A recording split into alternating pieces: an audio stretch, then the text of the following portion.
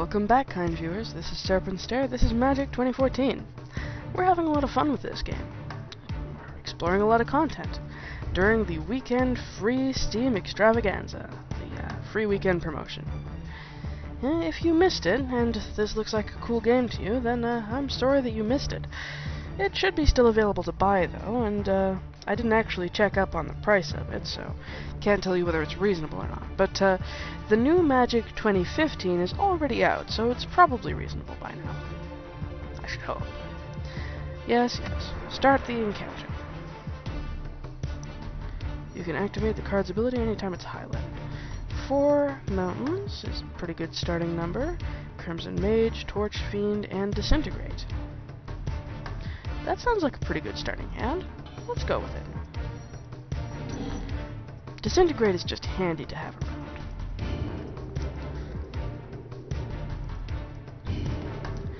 The great thing about spells with X's in them is that they are, even though they don't tend to deal as much damage or have as much of an effect in the early game, or at any stage in the game, I suppose, as other spells that have fixed effects,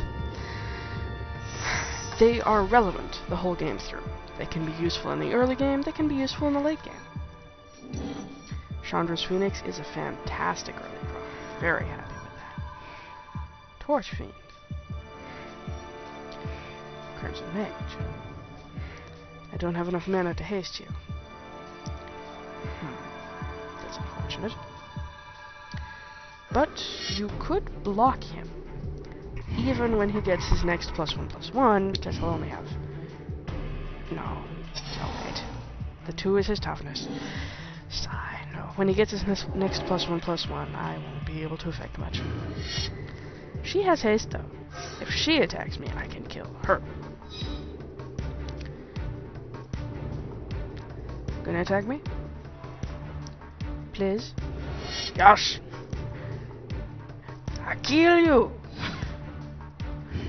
No more of that nonsense. Oh, but he hits first.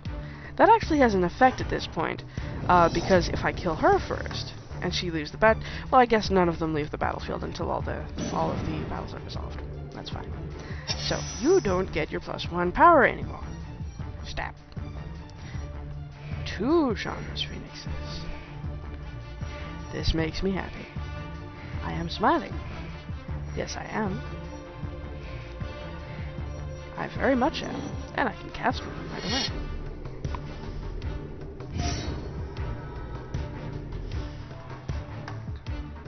And I could attack with it right away, but I'm not going to. The Phoenixes are somewhat more expendable because I can get them back. Of course, there is a significant mana cost in doing so. Puma. Yes, Puma, there's a mana cost. Did I tell you that? Did you know? Grimathisms. Do I want to block? Do I want to prevent that 3 damage?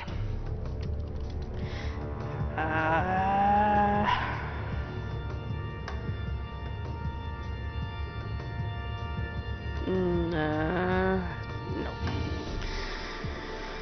I guess I should have attacked last turn after all. Oh well.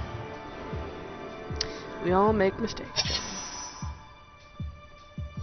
Fire Elemental. Fire Elemental is good.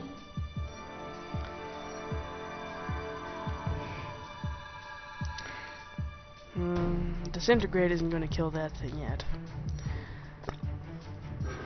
So let's just play another Phoenix. Now I could fly over your head and deal you 4 damage. Or I could wait and at least block the Puma. Or I could attack with 1. Let's attack with 1. Let's not waste all of my time. Just somewhat.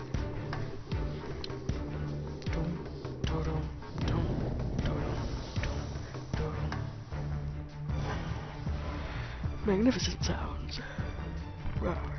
I can only cast that for 0 effect. I'm not going to game. Forest. What are you casting this turn again? Nothing. Well, I can handle that. I can handle you casting nothing. And just hitting me for 3. I can most certainly handle that. Continue. The problem with these allies, especially this one, is that the longer he stays on the field, the more of a problem he becomes. However, I just got the capacity to frickin' deal with you. Which means that you can go the hell away.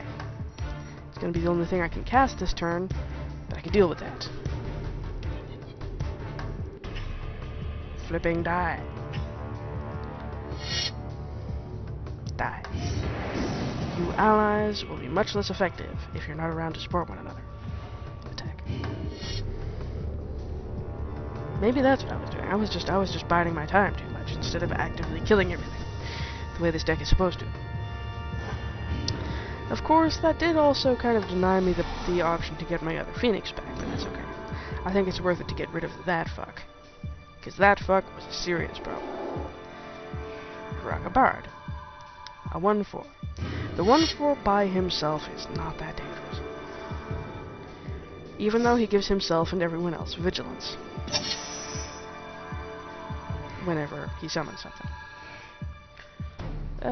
Okay, so that could give me the capacity to get my Phoenix back, and then I could, yes, I could summon it, and then I could hit him for 4, which would be fine.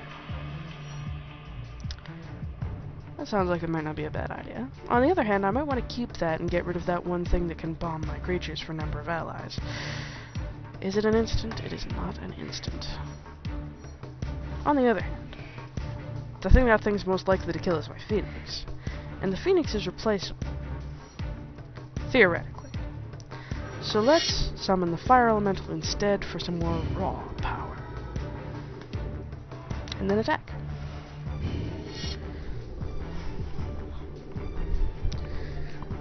I like being able to strategize with you guys. I couldn't really do much strategy with gizmos and gadgets. I could just chatter about the game, which was cool. It was a game from my childhood, but here I can actually strategize.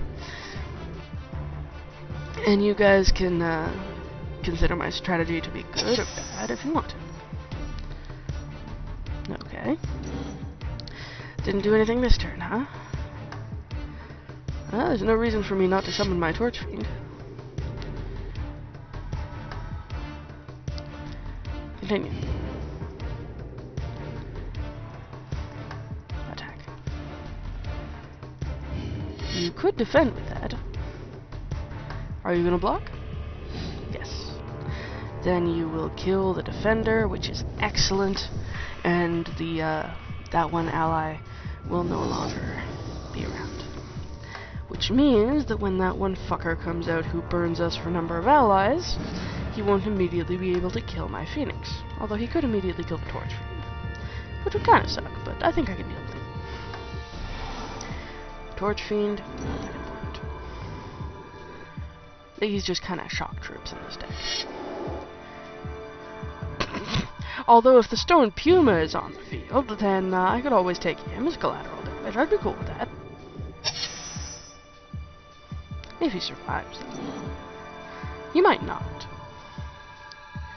Actually, you know what? Yeah, it would be a better use of this guy to destroy him, so that he's not on the field, so that he can't block these two. And he's also not on the field to power up the Burn for All Allies guy when he comes up. So, let's use his ability. Destroy that artifact. Excellent. Now let us continue on. And hurt you a lot. Oh, I just noticed something. My time's about to run out. Come back for the exciting conclusion to this fight next time.